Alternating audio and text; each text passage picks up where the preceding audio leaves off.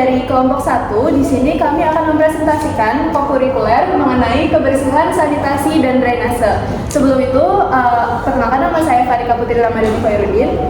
Nama saya Admiral Prayoga Suwondo. Saya Kakak Zarko Cinta. Dan saya Anidi Prayogi. Perkenalkan, nama saya Muhammad Buaruddin. Perkenalkan, nama saya Maria Eka Putri Tulak. Sekarang kita akan masuk ke dalam latar belakang mengapa kami memilih materi ini sebagai proyek kokurikuler kami. Nah, jadi lingkungan bersih itu sangat penting bagi kesehatan kita, kenyamanan kita, dan juga lingkungan sekitar kita.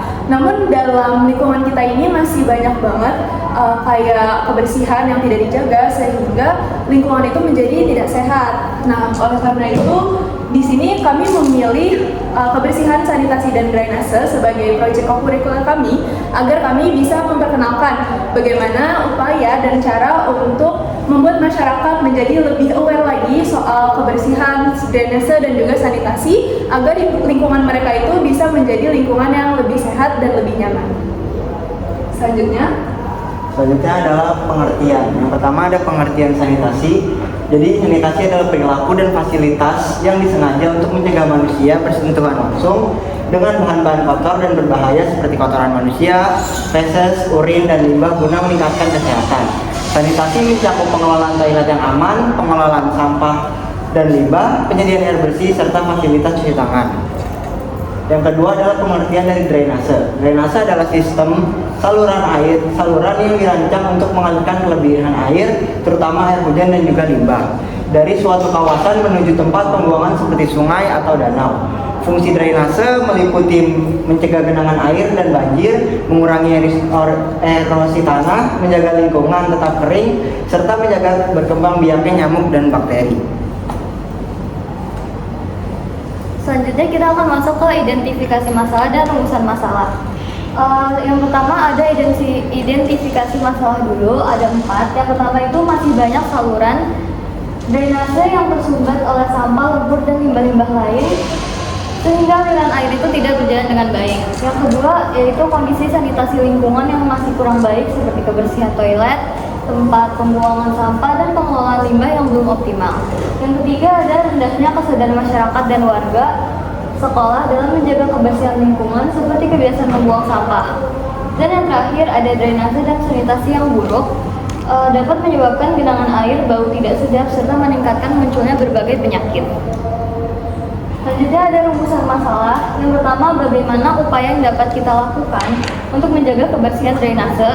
Yang kedua, bagaimana cara efektif untuk meningkatkan kesadaran masyarakat dalam menjaga kebersihan lingkungan sekitar, terutama pada sanitasi dan drainase. Dan yang terakhir, solusi apa yang dapat dilakukan untuk mengatasi permasalahan kebersihan sanitasi dan drainase agar terhindar dari dampak buruk bagi lingkungan dan kesehatan kita. Oke, baik, selanjutnya itu ada dampak dari kurangnya kesadaran akibat kebersihan, sanitasi, dan drainase. Yang pertama tentunya akan berdampak ke kesehatan tubuh kita secara langsung, yaitu dapat meningkatkan resiko peningkatan penyakit seperti demam berdarah, diare, kolera, tifus, dan lain-lain akibat meningkatnya bakteri dan virus karena kurangnya kesadaran masyarakat akan kebersihan, drainase, dan sanitasi. Dan yang kedua itu ada lingkungan. Nah, pencemaran lingkungan, kurangnya kesadaran akibat kebersihan, drainase, dan sanitasi ini akan berdampak pada lingkungan, yaitu pencemaran lingkungan akibat genangan air, banjir, bau tidak sedap, dan lingkungan kumuh. Dan yang ketiga itu adalah kenyamanan. Aktivitas masyarakat akan terganggu oleh bau tidak sedap akibat drainase yang kurang lancar dan juga genangan air ketika hujan, sehingga masyarakat akan merasa tidak nyaman lingkungannya. Selanjutnya ada upaya menjaga kebersihan drainase dan sanitasi. Kami memilih produk yaitu poster untuk menyadarkan masyarakat, karena melalui poster ini kami dapat mengajak dengan memberikan gambar-gambar ilustrasi atau penjelasan-penjelasan terkait langkah-langkah apa saja yang dapat dilakukan untuk langkah kecil apa yang dapat dilakukan untuk memberikan kesadaran masyarakat pentingnya kebersihan, drainase, dan sanitasi. Selanjutnya adalah hasil poster yang kami buat. seperti ini. Di sini mengandung tentang bagaimana caranya kita menjaga kebersihan, sanitasi, dan juga drainase. Dan di sini itu ada kata-kata pengajak dan juga pastinya gambar-gambar yang menarik agar masyarakat itu bisa lebih paham bagaimana cara menjaga kebersihan, sanitasi, dan drainase. Tentangnya itu kebersihan, sanitasi, dan juga drainase. Saran-sarannya yaitu upaya peningkatan kebersihan lingkungan sekolah dan juga masyarakat harus dimulai dengan penguatan edukasi dan juga kampanye digital secara kreatif untuk kesadaran membuang sampah pada tempatnya.